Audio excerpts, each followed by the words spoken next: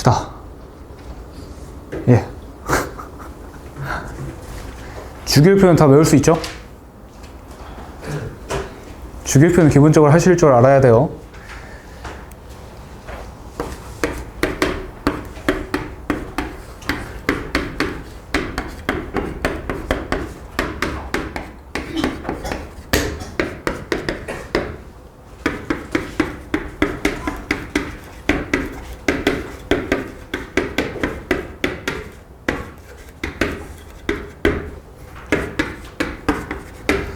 자, 원자번호 20번까지 쭉 나열을 한 거고 20개 정도는 외우고 계셔야 되죠.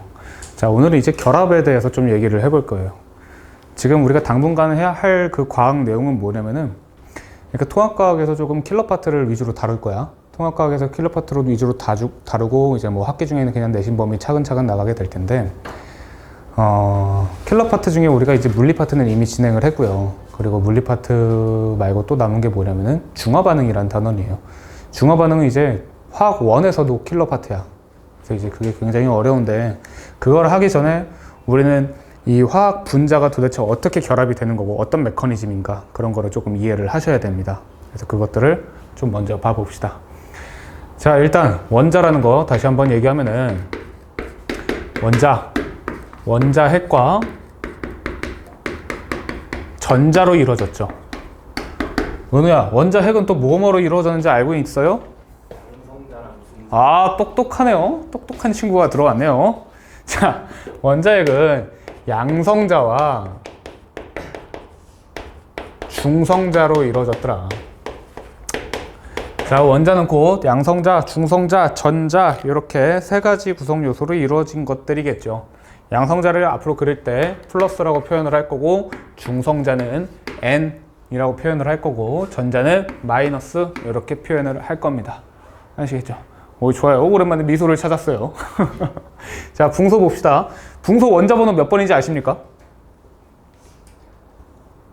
붕소. 그렇죠. 붕소는 원자번호가 5번이에요. 붕소 원자번호 어디다 쓰냐면은 왼쪽 아래 뭐 이런 식으로 쓰는 거예요.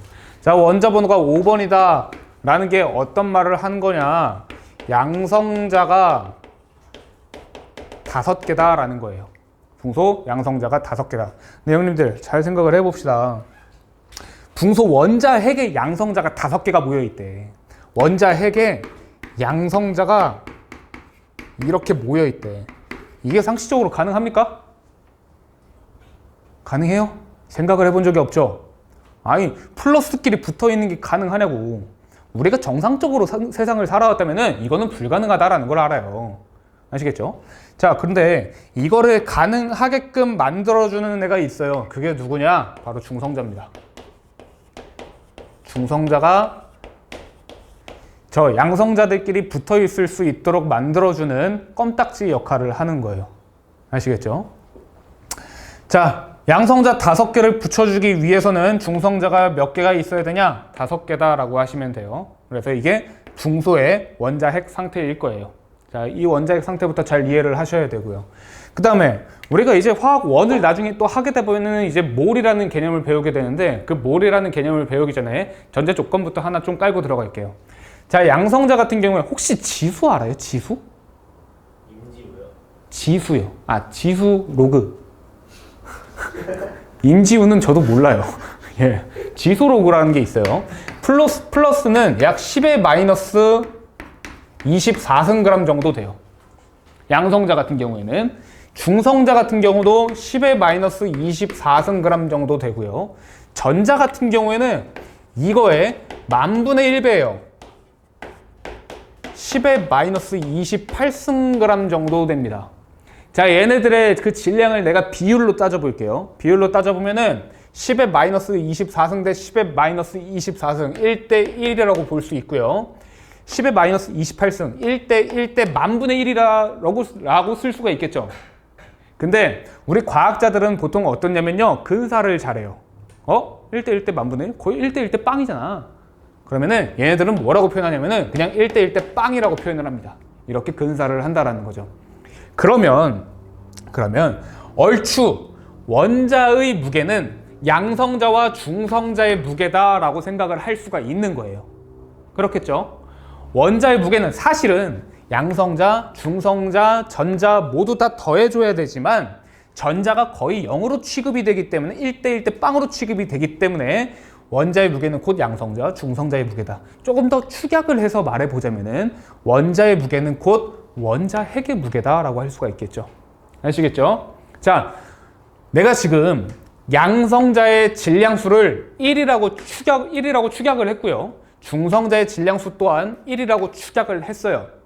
자, 그럼 이 붕소의 질량수는 우리가 뭐라고 할 수가 있냐면은 일자리가 총 10개가 있어서 질량수가 10이다. 이렇게 축약을 할 수가 있겠네요. 아시겠죠? 자, 탄소 같은 경우에 우리 그럼 생각을 해봅시다. 탄소 원자 번호 몇 번이죠? 6이죠? 자, 원자 번호가 6이다. 양성자가 6개다라는 거예요. 양성자가 곧 원자 번호를 말해주고 있는 거야. 양성자가 6개다. 그럼 중성자 몇 개 있어야 되죠?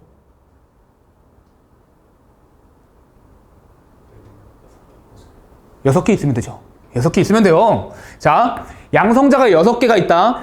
그럼 양성자 6개를 중심에 똘똘 뭉쳐주기 위해서 껌딱지가 몇 개가 필요하냐? 6개가 필요하다라는 거예요. 아시겠죠? 그러면 이 탄소의 원자 핵에는 양성자 6개, 중성자 6개, 즉 질량수 일자리인 게 토탈 12개가 있다라는 거예요. 그럼 질량수가 몇이 되죠? 12가 되는 거죠. 예, 그래서 얘가 질량수가 12인 거예요. 이 논리 구조를 이해를 하셔야 된다고. 질소 같은 경우에 원자 번호 7번이에요. 오, 그러면은 얘의 질량수는 fucking 14예요. 이걸 아셔야 된다고요. 알겠습니까? 예. 요런 거. 요게 이제 원자의 형태였어요.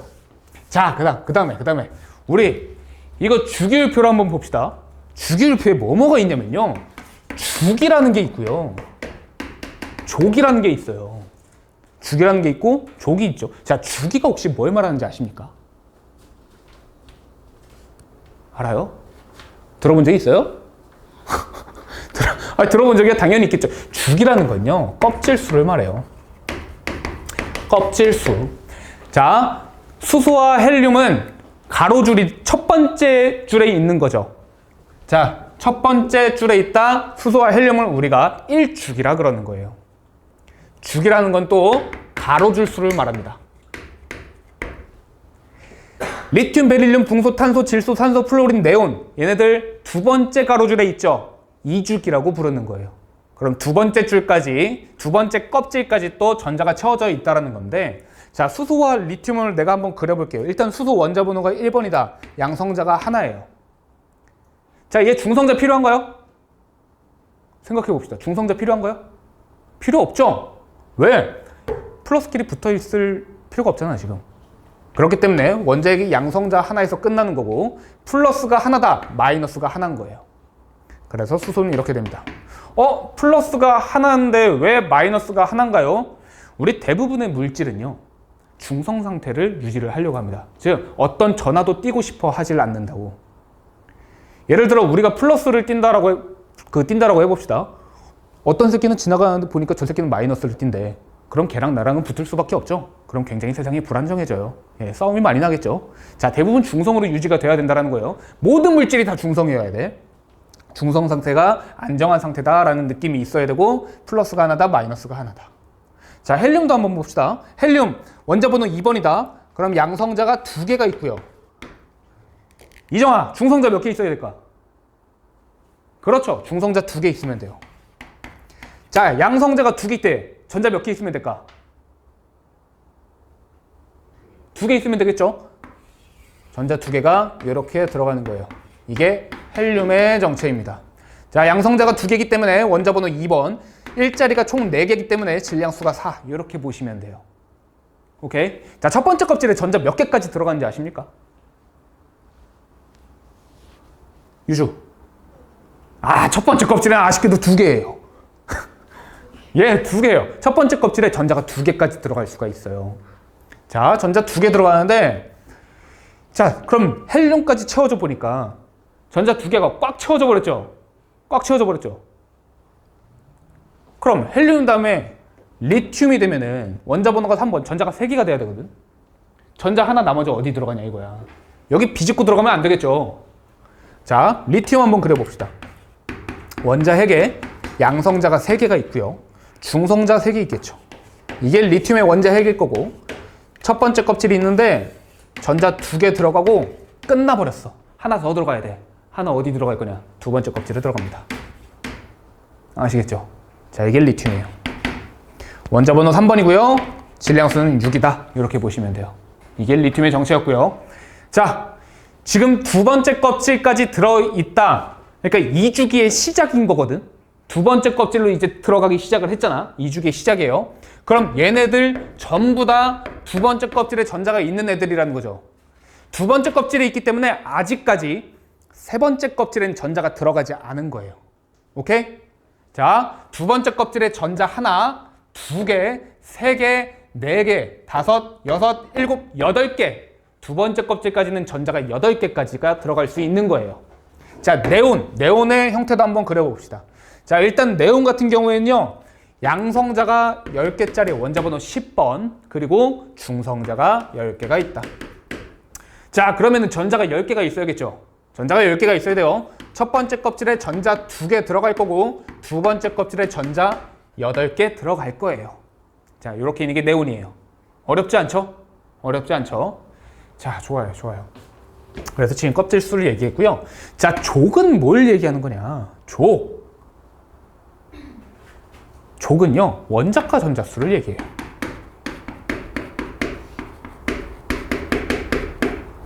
들어본 적 있지 않나요? 있죠? 있어요? 없어요? 처음 들어본대요. 자, 무지하죠? 예. 농담이에요, 농담. 자, 원자과 전자수라는 게 이제 얘기가 나오기 시작을 할 텐데, 고등학교 1학년 때부터 이제 나오기 시작을 할 거예요. 자, 가장 바깥 껍질에 전자가 몇 개 있는가? 그거예요. 자, 수소 같은 경우에는 가장 바깥 껍질이 몇 번째 껍질이냐면은 첫 번째 껍질이에요. 첫 번째 껍질에 전자가 몇 개 있냐? 하나 있죠. 그럼 1족이라는 거예요. 아시겠죠? 자, 헬륨. 가장 바깥 껍질에 전자가 2개 있거든? 근데 얘는 전자가 가장 바깥 껍질에 지금 가득 채워져 있는 상황이에요. 그럼 두 가지 논제가 있는 거야. 가득 채워져 있다. 전자가 2개가 있다. 가장 바깥 껍질에 전자가 2개가 있다. 이 중에서 중요한 이론은 뭐냐면 가득이에요. 가득. 가장 바깥 껍질에 전자가 채워질 수 있을 만큼 가득 채워졌다 하면은 얘네들을 18쪽으로 분류가 됩니다. 18쪽 비활성 기체로 분류가 되는 거예요. 졸라 안정한 애들이에요. 가장 바깥 껍질에 전자가 가득 채워져 있다. 졸라 안정하다. 아시겠죠? 자, 그 다음에 리튬 봅시다. 은우야, 얘 원자과 전자수가 몇 개로 보여? 가장 바깥 껍질에 전자가 몇 개로 보여? 1개야. 1개. 됐어요? 처음 들어보니까 조금 버퍼링이 걸릴 수 있어요. 근데 딱 듣고 보니까 별거 아니다라는 생각이 들죠? 하나, 둘, 첫 번째 껍질에 2개 딱 채워졌고 전자 총 3개 들어가야 되니까 두 번째 껍질에 전자 하나 들어간 거죠. 그래서 두 번째 껍질에 전자 하나 있는 상태가 리튬인 거야. 그럼 원자과 전자가 하나다라고 표현을 하는 거예요. 지금 표현법 알아가는 거야. 마치 A, B, C, D 배우듯이. 그러니까 전혀 어려운 내용 아니고 표현법을 익혀나간다라고 보시면 돼요. 자, 두 번째 껍질, 원자과 전자가 하나다. 이런 리튬 또 어디에 있냐면은 세로줄, 첫 번째 세로줄에 있는 거예요. 아시겠죠? 자, 수소, 첫 번째 껍질에 전자 하나다. 첫 번째 세로줄에 있었고요. 리튬, 두 번째 껍질에 전자 하나다. 가장 바깥 껍질에 전자가 하나다. 역시 세로줄 첫 번째 줄에 있던 거예요. 얘네들의 근데 차이점이 뭡니까? 수소는 첫 번째 껍질까지밖에 없어서 가로줄 첫 번째 줄에 있었던 거고요.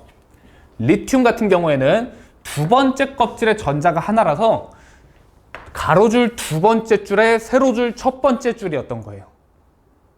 아시겠죠? 자, 요거를 잘 생각을 하셔야 돼요. 그럼 분석을 한번 해봅시다.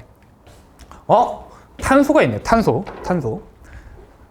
일단은 러프하게 얘기를 해봅시다. 탄소. 가로줄 몇 번째 줄이에요? 두 번째 줄이죠. 가로줄 두 번째 줄에 있어요. 그런데 그러면은 세로줄은 몇 번째 줄입니까?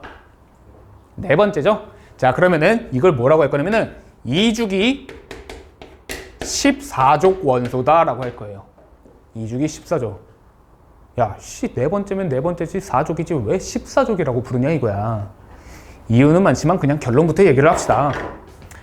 첫 번째 줄 1조, 두 번째 줄 2조. 3족이었으면 좋겠지만 아쉽게도 13족입니다. 아시겠죠? 아쉽게도 13족, 14족, 15족, 16족, 17족, 18족. 이렇게 이제 표현이 됩니다. 자, 주기율표에서 보니까 다시 한번 우리가 확인을 해보면은 헬륨 원자과 전자 수가 2개짜리인 거야.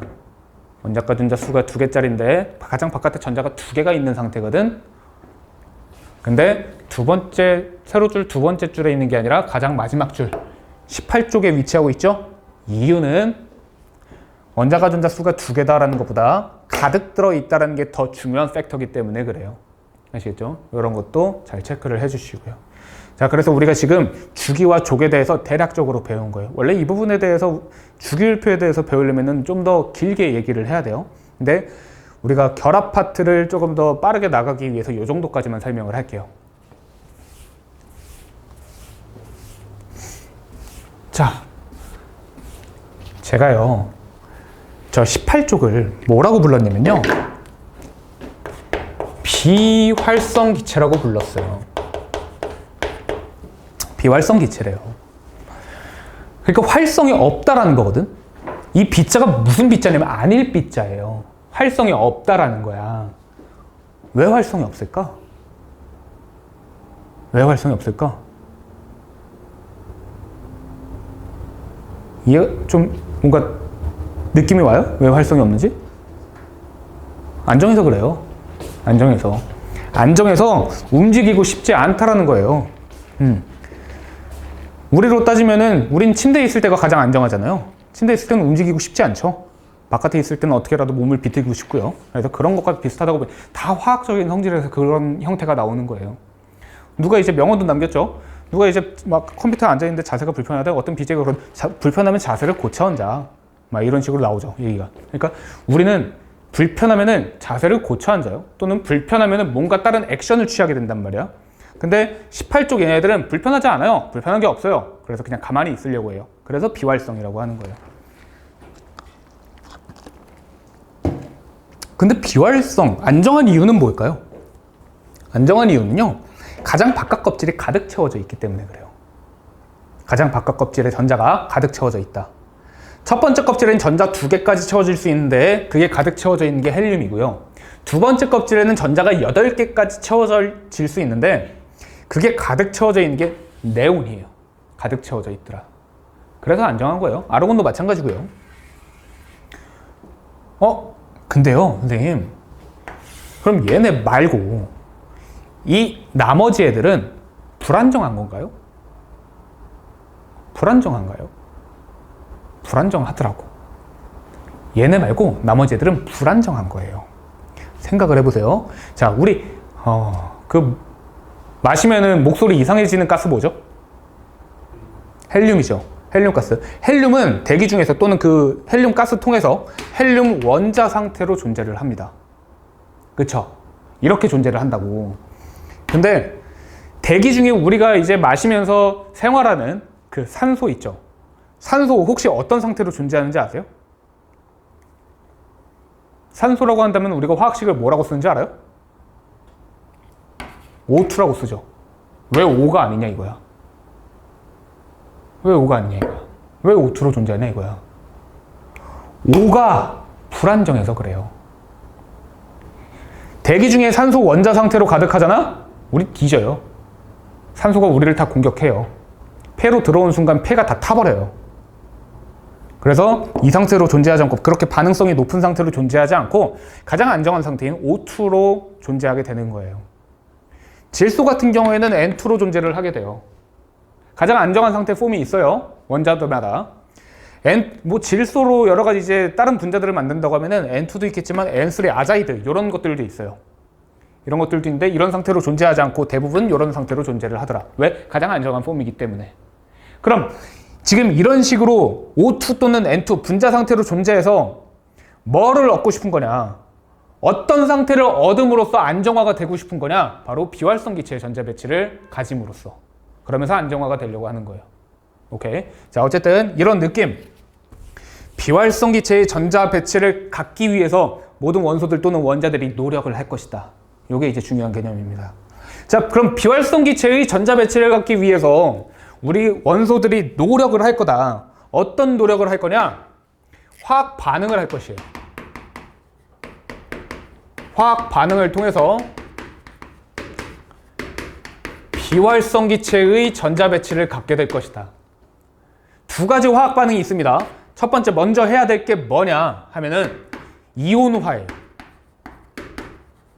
이온화, 전자를 잃고 얻음이에요.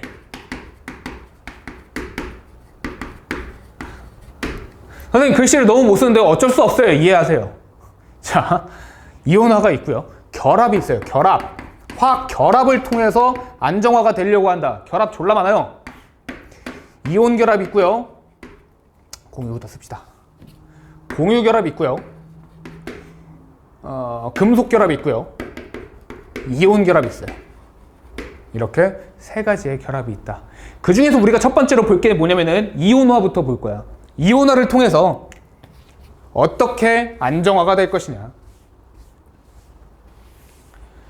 자, 리튬 봅시다. 리튬.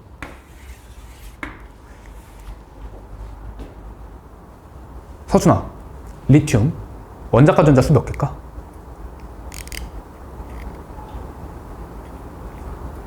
그렇죠. 왜? 2조. 자, 리튬 두 번째 가로줄에 있기 때문에 이 주기예요. 이 주기다라는 거는 두 번째 껍질까지 있다라는 거죠. 그리고 첫 번째 세로줄에 있는 거지. 우리 좌표 찍을 수 있죠? 첫 번째 세로줄에 있다. 1족이라는 거예요. 그럼 내가 원자과 전자수를 물어봤다 하면 저기 세로줄 몇 번째 줄에 있냐 이거야. 1족에 있잖아. 그럼 원자과 전자수 하나짜리인 거예요. 리튬 다시 한번 그려보면은 원자에 그냥 대충 표시하고요. 전자 상태 그냥 몰라. 이렇게 이게 리튬이에요. 원자과 전자수 하나짜리다. 헬륨은요. 원자핵이 있고요. 첫 번째 껍질에 전자 2개 있는 게 헬륨이에요. 자, 이온화가 된다.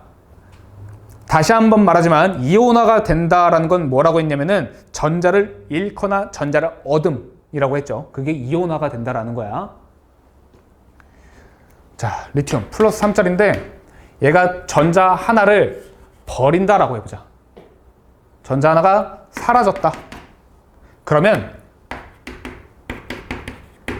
헬륨의 전자 상태와 똑같아지는 거예요. 아시겠죠?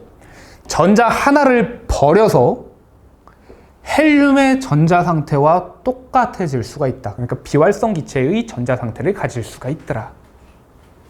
그러면 안정화가 될 수 있는 거예요. 리튬이 전자 하나를 버린다? Li 플러스가 되는 거죠.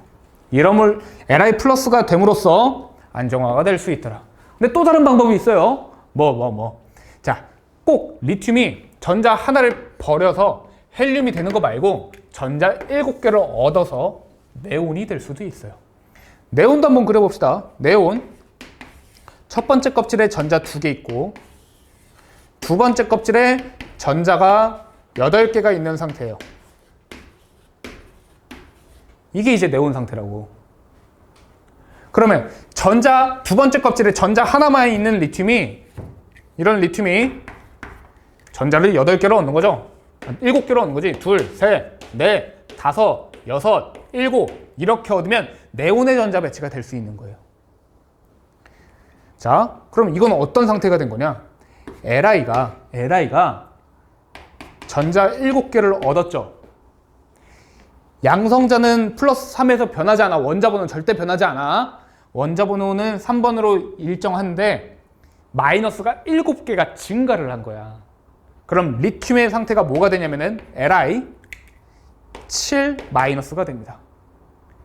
요놈의 전하량은 이렇게 오른쪽 위에다가 표시를 해주는 거예요. 오케이. 다시 양성자 개수는 그대로인데 중성 상태일 때에 비해 전자가 7개가 들어와서 7-가 된다는 거예요.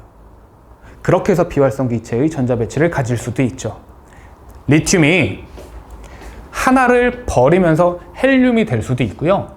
7개를 얻으면서 네온이 될 수도 있는데, 자, 상식적으로 생각을 해봅시다. 하나 버려서 헬륨 될래? 7개 얻어서 네온 될래? 뭐가 더 편할 것 같니? 어? 뭐가 더 편할까, 유재야?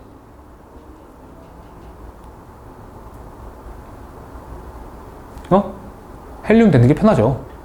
헬륨 되는 게 편해요. 당연하잖아. 7개를 얻는 것보다 하나를 버리는 게 편하다니까. 자, 자연은 가장 효율적인 길을 택하게 되어 있어요. 니들도 그렇잖아. 가장 효율적인 길을 택할 것이다. 7개를 얻느니 하나를 버리는 걸 택할 것이다 라는 거죠. 자, 그러면 리튬이 이온화됨으로써, 즉 전자를 잃거나 얻음으로써 안정화가 될 때 어떻게 될 거냐면은 얘는 Li 플러스가 될 거다라는 거예요. Li 플러스가 될 거다. 전자 하나를 뱉어내고 Li 플러스가 될 거다. 산소 원자도 한번 볼게요. 산소는 세로줄 6번째 줄에 있어요. 여기 있죠, 여기. 가로줄 2번째, 세로줄은 6번째 줄이에요. 이정아, 원자과 전자수 몇 개지? 멍 때리고 있었죠. 자, 산소 원자과 전자수 몇 개죠? 6개죠. 세로줄, 6번째 세로줄에 있으니까. 자, 원자과 전자수 6개. 우리 이제, 저는 알아요. 님들의 집중력이 10분이라는 거를. 10분 정도 듣다 보면 지치죠. 그래서 계속해서 질문을 할 거야. 질문하면서 환기시키고 할 건데, 틀려도 돼요. 다 틀려도 돼. 뭐 여기서 틀리는 건 문제가 안 되죠. 시험장에서는 다 맞으면 돼요. 자, 세로줄 6번째에 있더라. 원자과 전자수가 6개다. 그럼 생각을 해봅시다. 얘가 비활성 기체의 전자 배치를 갖는 방법이 2가지가 있어요. 2가지가 있다. 전자가 6개가 있으니까 6개를 다 버리잖아? 그럼 헬륨의 전자 배치가 될 수 있어요. 자, 이거 먼저 머릿속에 그리자. 산소 원자는 2번째 껍질에 전자 6개가 있더라. 그 6개를 버리면 헬륨의 전자 배치를 가질 수가 있다. 머릿속에 한번 그려보십시오. 그려줘야 돼요, 이게. 그려져요? 좋아요. 그 다음에 그것도 있는 거야. 2번째 껍질에 전자 8개까지 들어갈 수 있는데 6개밖에 없대. 전자 2개를 더 집어넣으면 네온의 전자 배치도 될 수가 있더라. 자, 이것도 알 수 있겠죠? 그쵸? 자, 화학식으로 한번 써보면은 산소가 전자 6개를 버린다. O, 6 플러스가 되고 6개의 전자가 나와서 헬륨의 전자 상태가 됨으로써 안정화될 수도 있고요. 또 산소가 전자 2개를 얻어서 O2- 상태가 되고, 마이너스 2개를 얻었으니까 당연히 2- 되겠죠. 선생님 왜 마이너스 2라고 안 쓰나요? 그냥 화학자들끼리의 약속이에요. 아시겠죠? O2- 돼서 네온의 전자 배치가 될 수도 있더라. 자, 이거 납득 가십니까? 이런 반응식 우리가 스스로 쓸 줄 알아야 돼요. 앞으로 이제 고등학교 화학을 하다 보면요, 한글보다 이런 거 쓰는 일이 더 많다고. 지금 언어 배우고 있다라고 보시면 돼요. 언어. 니들도 옛날에 처음에는 애플도 뭔지 몰랐잖아. 애플 뭔지 배우는 것도 졸라 오래 걸렸을 거라고. 엘리펀트? 그 철자 스펠링이 어떻게 되는 건데 아직도 모르는 놈들도 있을 거예요. 자, 농담이에요. 엘리펀트 모르면 다 알죠? 예. 하여튼 그 타이밍에 고개를 숙이지 말아요. 자, 어쨌든 이렇게 돼서 안정화될 수 있다는 건데, 여러분들 생각해 봅시다. 이게 효율적이야? 1번이 효율적이야? 2번이 효율적이야? 그렇죠. 2번이 효율적이죠. 얘 같은 경우에는 전자 두 개를 얻음으로써 이온화가 되는 게 더 효율적이더라고요.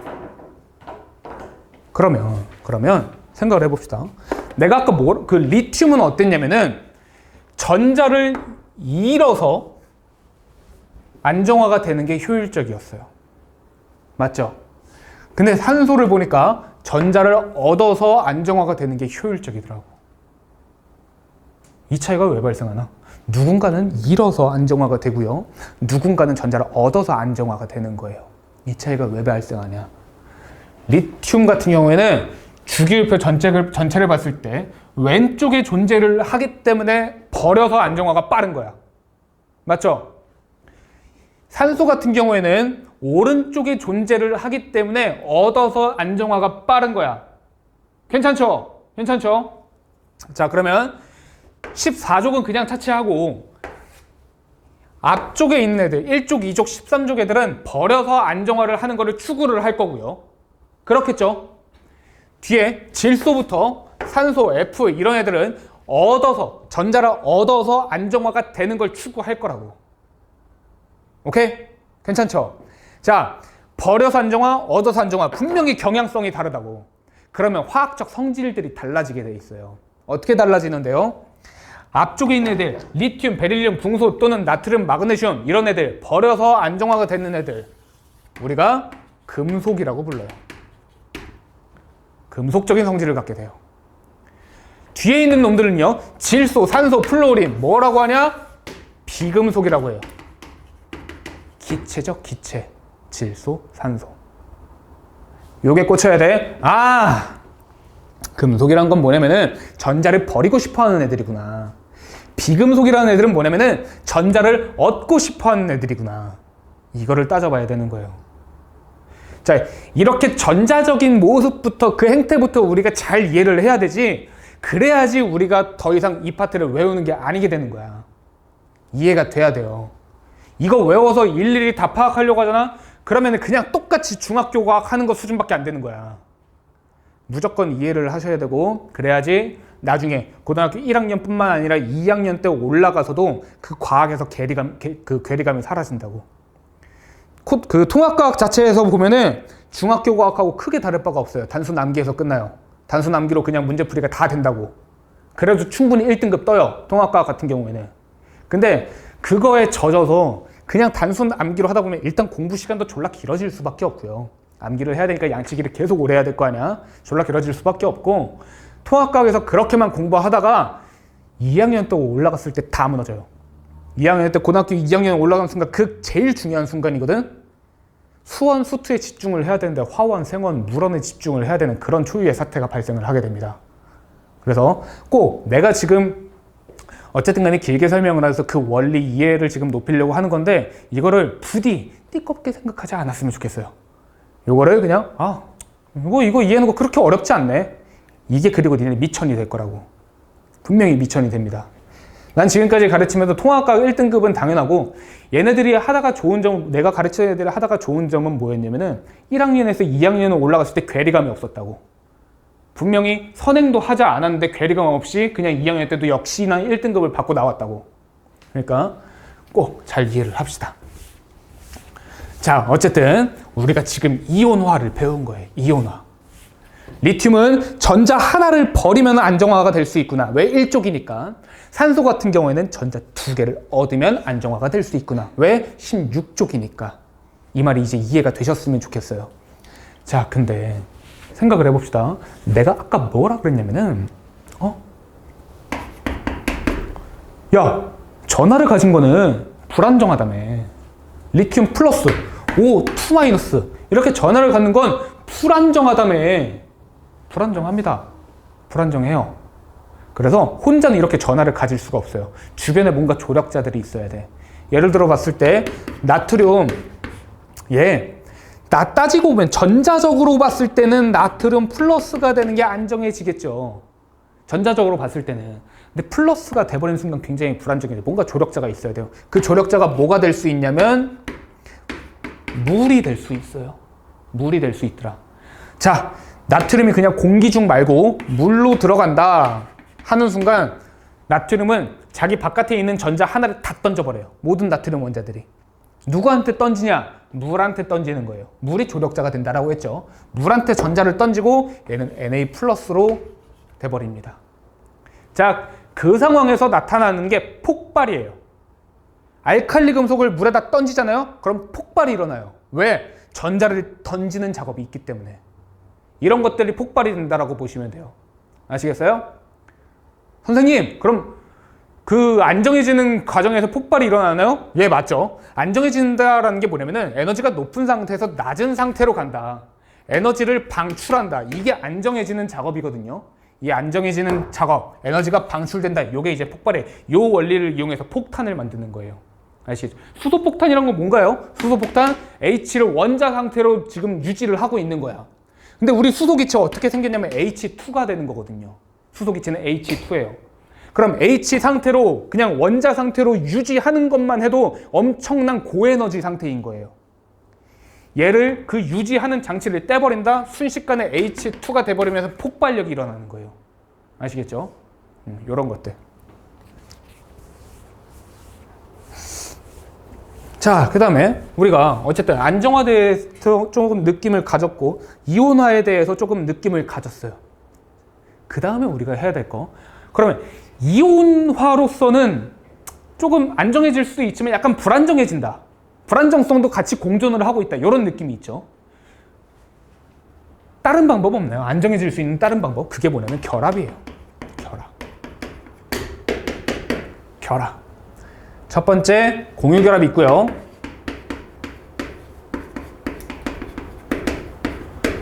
두 번째 금속결합이 있고요.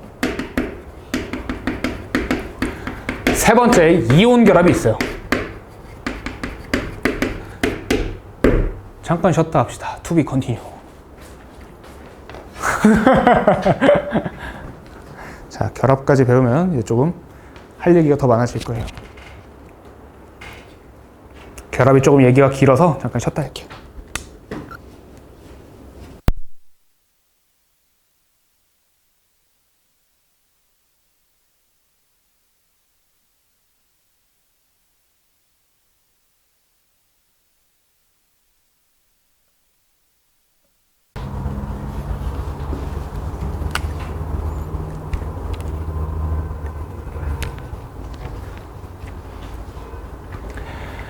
가자. 와, 이거 끝나고 수업이 3개 남았다. 하루에 수업을 5개를 해야 돼요. 힘들어요.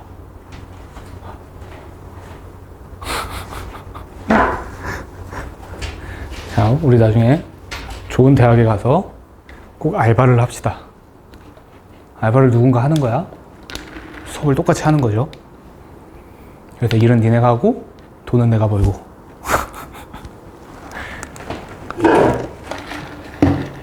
학원 알바. 내가 그때까지 이 학원을 잘 키워놓을게요. 이 학원에서 과학 수업도 잘 키워놓고 너희들이 알바를 할 수 있도록 내가 만들어 볼게요.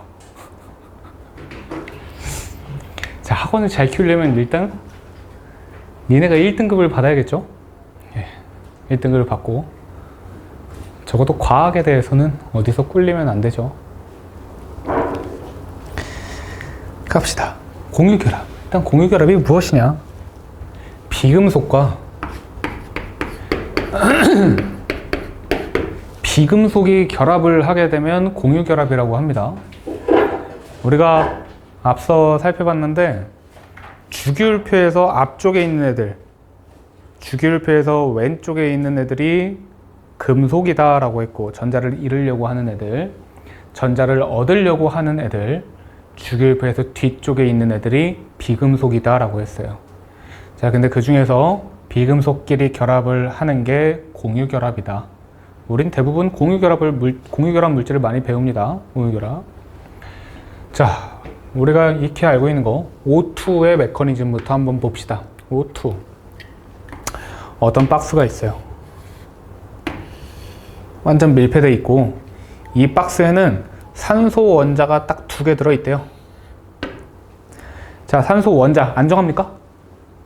불안정하죠. 불안정해요. 원자 상태잖아. 혹시 졸린가요? 졸리진 않아요? 형님들은요? 괜찮아요? 좋아요. 자, 산소 원자 불안정한 상태다. 왜 불안정하냐? 비활성 기체의 전자 상태가 아니기 때문이다. 그래서 불안정하다. 그럼 얘네가 안정해질 수 있는 거 두 가지 방법이 있죠. 이온화가 있고 결합이 있는데, 이온화부터 먼저 봅시다. 산소 원자가 이온화돼서 안정화가 되려면 16족이기 때문에 전자 두 개를 얻어서 O2-가 되면 돼요. 자, 이렇게 표현하는 거 괜찮죠? 어색하지 않죠? 자, 근데 지금 이 박스에 이 산소 원자가 딱 두 놈밖에 없는데, 다른 놈이 전혀 없어요. 다른 놈이 없는데 전자 두 개를 얻었대. 그러면 어디서 전자 두 개를 얻어왔냐 이거야. 어디서 전자 두 개를 얻어왔냐? 뭐 어쩔 수 없이 요 놈한테 얻어왔겠지. 얘 전자 두 개를 뺏었겠죠. 그럼 얘는 전자 두 개를 뺏겼다. 그럼 O2 플러스가 되는 거죠. 얘는 전자적으로 봤을 때 안정해졌을지 모르겠지만 얘는 지금 불안정해지는 상태죠. 옥텟도 만족이 안 됐고, 옥텟이라는 거는 전자가 가장 바깥 껍질에 가득 찬다라는 개념이에요. 가장 바깥 껍질에 전자가 채워져 있지도 않고요. 그리고 플러스 전하도 갖게 된 거예요. 굉장히 불안정한 상태예요. 그러니까 이온화로서는 지금 안정화에 실패를 했다. 그럼 어떻게 하면 되냐? 산소는 원자과 전자 수가 6개다. 16족이기 때문에. 그래 보면 하나, 둘, 셋, 넷, 다섯, 여섯. 얘도 마찬가지죠. 하나, 둘, 셋, 넷, 다섯, 여섯. 얘가 얘한테 그래요. 야, 전자 두 개 좀 주면 안 되냐? 이렇게 물어봐요. 그랬더니 얘가 줘요. 근데 희한해. 얘도 그러는 거야. 네 것도 줘. 이렇게 되는 거예요. 얘도 뭐 어쩔 수가 없어요. 전자 두 개를 줘야 돼요. 그랬더니 꼴이 어떻게 됐냐면은 두 개씩 주고받은 꼴이 된 거예요. 두 개씩 주고받았다. 그래서 그냥 결론만 잘 파악을 합시다. 얘한테 포함된 전자를 우리가 그 범위를 그려볼 건데, 얘한테 포함된 전자 이렇게 그릴 수가 있어요. 지 것도 아예 준 게 아니야. 반 정도 줬다라고 보시면 돼요. 그리고 얘한테서도 전자를 반 정도 받아왔다. 근데 개수로만 따져보면은 어쨌든 요놈한테 채워진 전자가 하나, 둘, 셋, 넷, 다섯, 여섯, 일곱, 8개가 됐다라는 거야. 완벽하게 8개가 된 건 아니에요.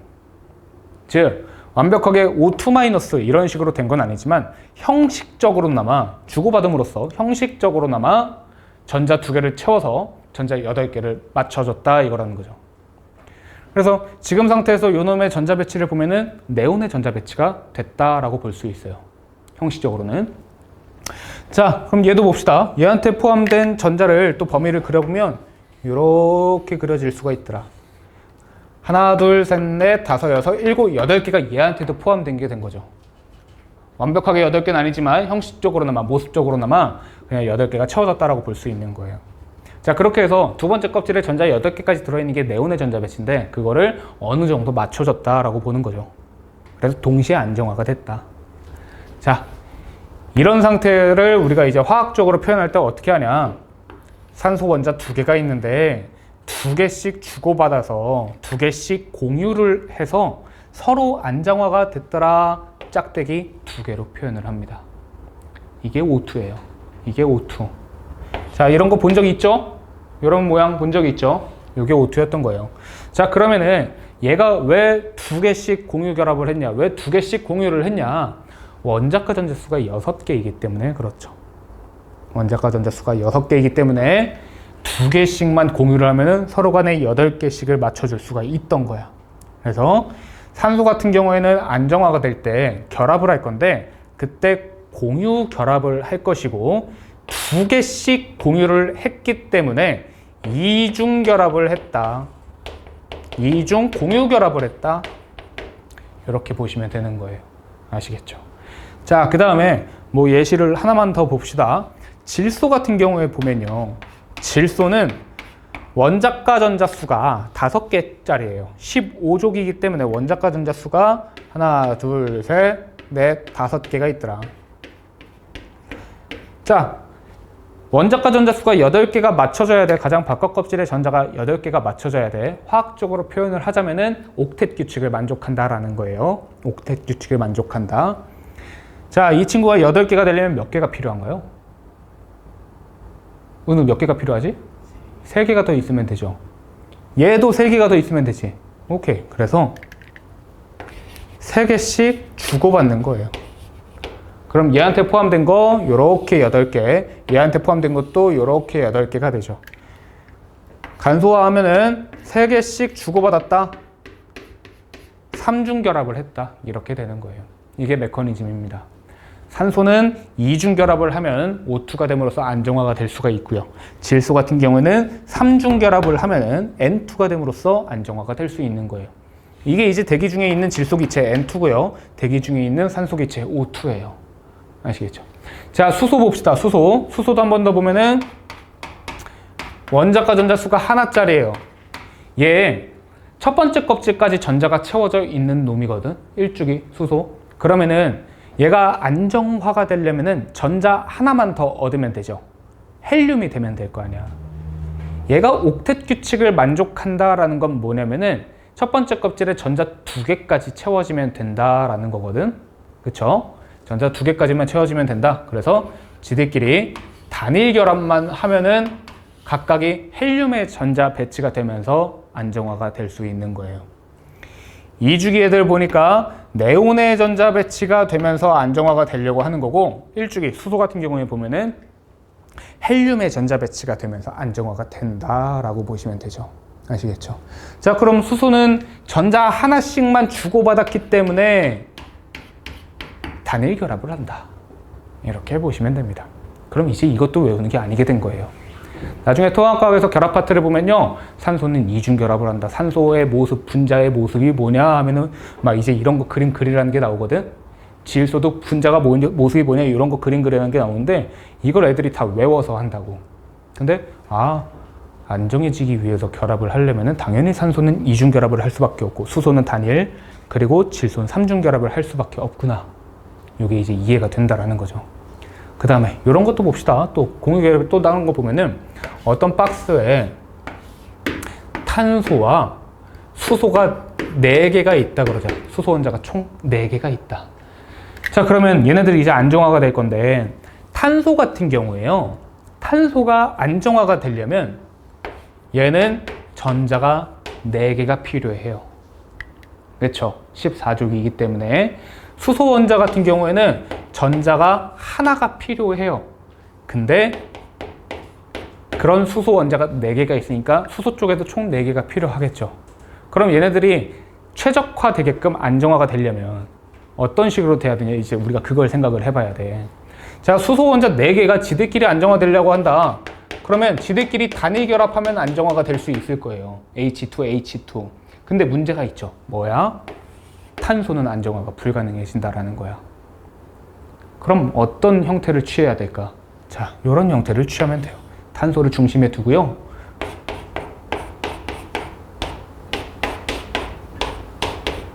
탄소에 수소 원자가 4개가 결합이 되면 돼요. 탄소 원자의 전자를 보면 하나, 둘, 셋, 4개인데 수소 원자도 하나씩 갖고 있었죠? 하나, 둘, 셋, 4개 이렇게 갖고 있었다고.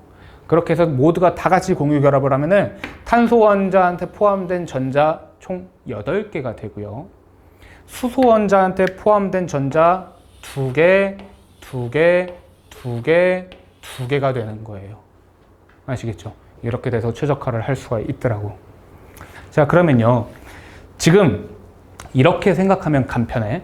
수소 원자는 전자를 하나를 공유해 줄 수 있는 놈이죠. 수소 원자는 전자를 하나를 공유해 줄 수 있는 놈이야. 자, 질소를 봅시다. 질소는 15족이에요. 보셨습니까? 이름이 뭐죠? 윤동재. 오케이, 동재. 형님, 인강으로 촬영했으니까 인강 잘 봐오십시오. 해본 적 있어요, 과학? 없어요? 그럼 앉아봐요.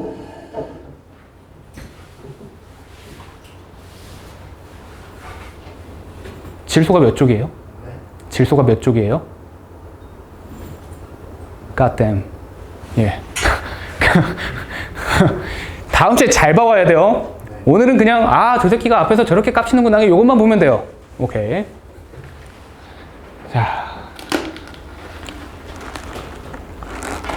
자 다시 질소는 15족이에요. 유주야, 원자과 전자수가 몇 개일까? 5개죠. 얘는 원자과 전자수가 5개예요. 이렇게 있죠. 그러면 안정화가 되려면 일단 전자 몇 개 필요해요? 서준이.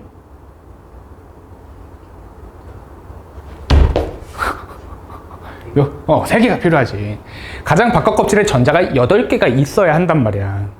오케이. 그래서 5개 있는 놈은 전자가 3개가 있어야 안정화가 되는 거예요. 자, 내가 다시 한번. 왜? 인상 왜? 눈에 뭐 들어간 거지? 오케이. 자, 근데 다시 한번. 수소는 원자과 전자가 하나라고 했죠. 얘 전자 하나 받으면 첫 번째 껍질에 전자 2개 가득 차면서 안정화가 되는 거지. 근데 전자를 하나를 받을 때 어떻게 한다 그랬냐면 전자 하나를 공유해 준다 그랬지. 수소는 전자 하나를 주는 애라 그랬어. 자, 그러면 15족짜리 질소와 수소가 공유 결합을 한다. 그럼으로써 안정화가 되려고 한다 라고 하면은 수소 원자가 3놈이 들러붙으면 되는 거예요. 수소 원자가 3놈이 들러붙는다. 그림을 한번 그려봅시다. 질소가 있고 수소 원자가 3놈이 이렇게 들러붙는다. 질소의 전자 이렇게 있고 수소는 전자 하나씩밖에 없죠. 이렇게 그려지는 거예요. 자, 그러면 질소한테 포함된 전자가 총 8개, 수소한테 포함된 전자가 2개로서 안정화가 됐죠. 이렇게 됐죠. 예, 좋아요. 자, 근데 여기서 이제 안정화 됐다 뿐만 아니라 지금 뭐가 있냐면요. 수소와 질소 사이에 공유 결합이 이루어졌어. 그 사이에 공유된 전자쌍이 있죠. 공유 전자쌍이라고 불러요. 공유 전자쌍. 근데 뭐가 있냐면은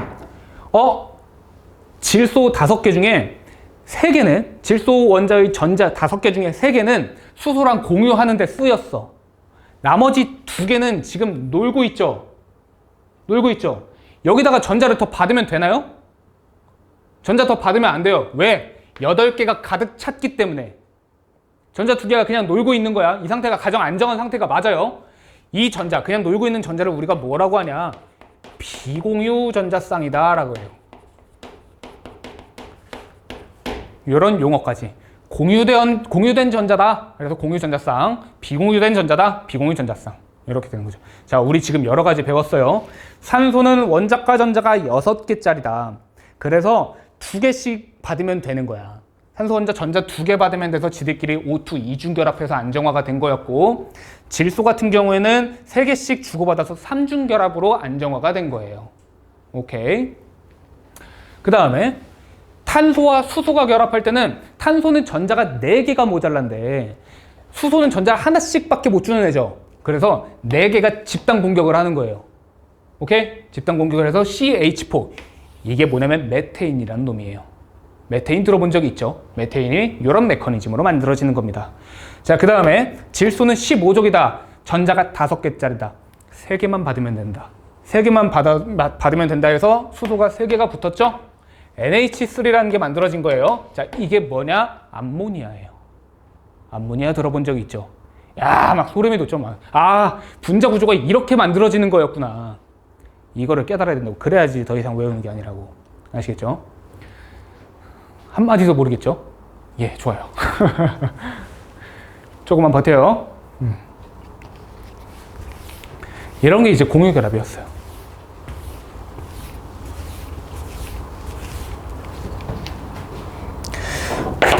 그 다음에 금속결합이라는 게 있어요.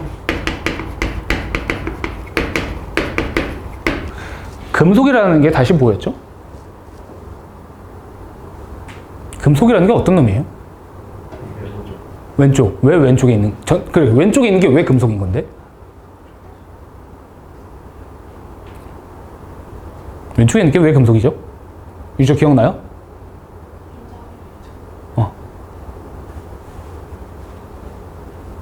자, 자, 다시 한번 볼게요. 잘 됐어. 다행이야. 여기 지금 양옆에 친구들이 다 붕어기 때문에 우리가 복습을 할 수가 있어요. 예. 수소.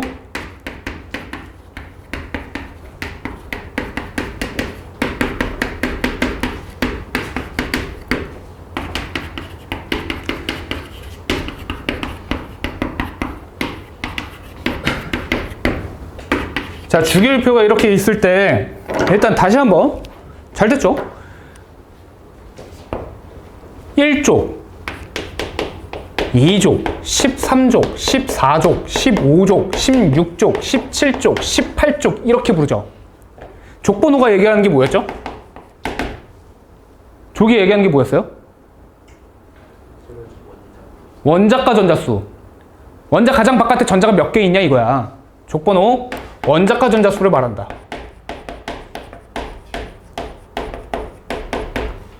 다시 첫 번째 껍질에 전자 몇 개까지 들어갈 수 있죠? 첫 번째 껍질에 전자 몇 개? 2개.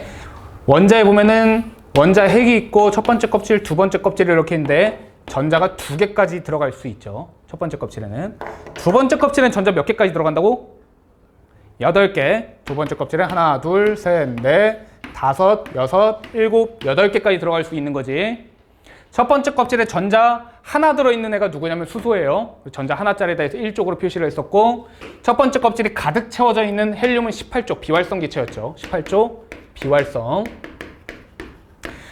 두 번째 껍질에 채워졌다 해서 2주기, 두 번째 가로줄에 들어갔던 거고, 두 번째 껍질에 하나다, 리튬 1조, 두 번째 껍질에 전자 2개 들어있다, 베릴륨 2조, 전자 3개 들어있다, 붕소 13조, 3개짜리는 13족이다라고 했죠. 뭐 이런 내용이었어요. 그리고 리튬이 전자가 3개짜리예요. 전자 3개짜리. 전자 하나를 버리면 전자 2개짜리 헬륨의 전자 배치가 될 수 있고, 전자 7개를 얻으면 네온의 전자 배치가 될 수 있다라고 했는데, 헬륨이 될 거야, 네온이 될 거야? 헬륨이 되겠죠. 리튬은 전자를 버리려고 하는 애예요. 전자 하나를 버려서 헬륨의 전자 배치를 가지려고 한다. 즉, 비활성 기체의 전자 배치를 가지려고 한다. 어쨌든 그런 놈입니다.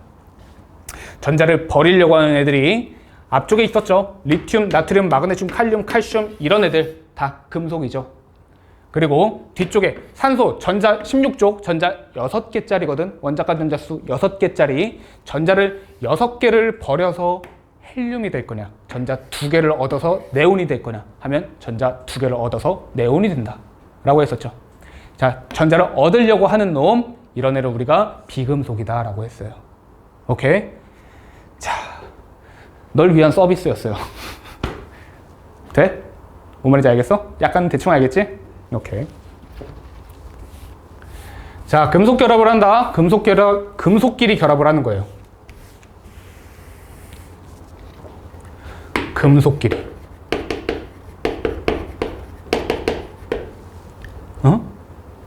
이게 뭔 말이냐 이거야. 자, 리튬 봅시다. NA로 볼까요? NA. 얘 1족이에요. 1족이면 원자과 전자수가 몇 개다라는 거야? 1족. 하나짜리다라는 거죠. 원자과 전자수가 하나짜리예요. 3주기 1족인데 가장 바깥에 전자가 8개가 있어야 안정화가 되는 거죠. 자, 역시나 또 박스가 등장을 하는데, 어떤 박스에 나트륨 원자가 딱 2개가 있다. 자, 얘가 이온화됨으로써 안정화가 된다라고 해봅시다. 그러면 얘가 Na 플러스가 된다라는 거예요. 전자를 하나를 버린다. 얘 원래 상태는 양성자 11개에 플러스 11에 전자 11개 마이너스 11로 중성 상태였는데, 전자 하나를 버려서 플러스 11에 마이너스 10이 됐다라는 거예요. 전자 하나를 버린다. 이러면은 네온의 전자 배치 18쪽 비활성 기체의 전자 배치를 가질 수 있긴 해요. 있긴 하죠. 근데 얘가 전자를 버리려면은 전제 조건이 있어요. 전자를 누가 받아줄 건데? 받아줄 놈이 얘밖에 없죠. 얘가 받아줘야 된다는 건데, 그럼 저놈이 형태가 이렇게 돼요. Na 마이너스가 돼버려요. 플러스 11, 마이너스 11에서 전자 하나를 받는다? 그럼 플러스 11에서 마이너스 12가 돼버리잖아.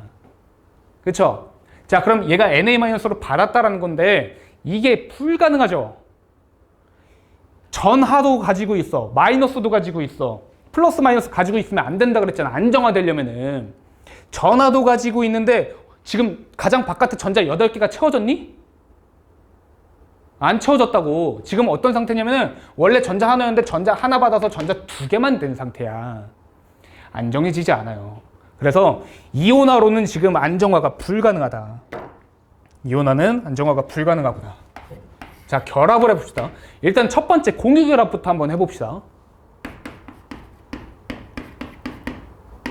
전자가 이렇게 있는데 요 놈이 얘한테 그러는 거야. 야, 전자 하나만 줘봐 라고 해서 줘요.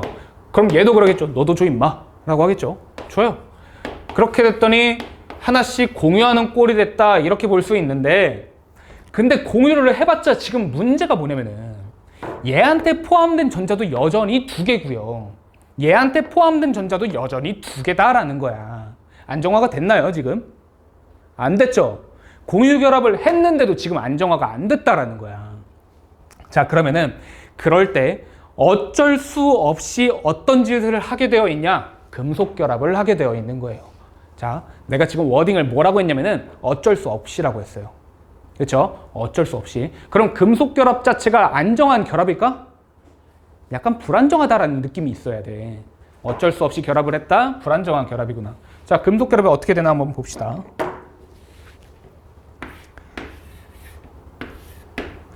나트륨 원자액이 이렇게 있고요. 자, 나트륨 원자 하나가 어떤 욕구가 있냐면요. 전자 하나를 버리고 싶은 욕구가 있어요. 전자 하나를 밖으로 버리고 싶은 욕구가 있는데, 문제는 지들 다 나트륨밖에 없다 보니까 전자를 받아줄 놈이 없어요. 얘도 버리고 싶고 얘도 버리고 싶고 한데 받아줄 놈이 한 놈도 없는 거야. 그러다 보니까 어떻게 되냐면은 이 나트륨 금속판 내부에 그냥 흙 뿌려놔요. 받아줄 놈이 없는데도 한 반쯤 버리는 거야. 그래서 이 금속판 내부를 내가 그냥 수업할 때 항상 이렇게 표현을 해가지고 금속판 내부를 그냥 고아원 취급을 하는 거예요. 아무도 받아줄 놈이 없어요. 그래서 그냥 거기다 흙 뿌려놓는 거예요. 아주 못된 부모예요. 다 버려요. 그럼 얘네들은 돌아다니게 돼 있어요. 막 엄마를 찾아 떠나요. 네가 내 엄마니? 네가 내 엄마야? 네가 내 엄마야? 하면서 이 금속판 내부에 굉장히 우울한 분위기가 형성이 됩니다. 이 금속판 내부에 전자 바다가 형성이 되는 거예요. 나트륨이 금속판 외부로 전자를 아예 방출시킬 수는 없어. 아예 방출시킬 수는 없어요. 그냥 세상에 그냥 풀어놓는 거 정도야. 이렇게 해서 여기 전자 바다를 만들어요. 그 전자 바다 속에 이 약간 봐봐. 마이너스를 버렸으니까 약간은 플러스가 됐겠지. 약간의 플러스가 되는 이 나트륨이 그 전자 바다 속에 박혀 있다라고 보시면 돼요. 그게 금속결합이에요. 자기들이 버리고 싶은 욕구로 어쩔 수 없이 버려놨고 그 버림으로 인해서 전자의 바다가 형성이 되었다. 그 전자의 바다 속에 금속 원자가 박혀 있다. 원자액이 박혀 있다. 이렇게 보시면 돼요. 이게 금속결합이에요. 그러면 대충 듣기에도 굉장히 우울하고 이거 뭐 말이 안 되는 결합인 거죠. 이건 결합이라고 사실 칠 수도 없는 거예요. 그러니까 얘는 굉장히 불안정한 상황이라는 거죠. 그래서 아까 일족 알칼리 금속이 이 전자를 받아줄 놈이 주변에 존재를 한다. 그러면 속절없이 다 던져버린다 그랬죠. 다 던진다 그랬다고. 양육자가 드디어 생긴 거예요. 예를 들어 아까 먼저 말했던 거. 이 나트륨을 H2O 물이 있는 비커에다가 던진다라고 합시다. 얘를 던질 거야. 그럼 이 자유전자, 전자를 물한테 다 던집니다. 자, 그러면서 뭐가 일어난다? 폭발이 일어난다고 했죠. 안정해지면서 전자가 다 방출이 되면서 폭발이 일어난다라고 했어요. 자, 그럼 이제 우리가 저 안정화되는 상황을 또 여러 개를 봐야 되는데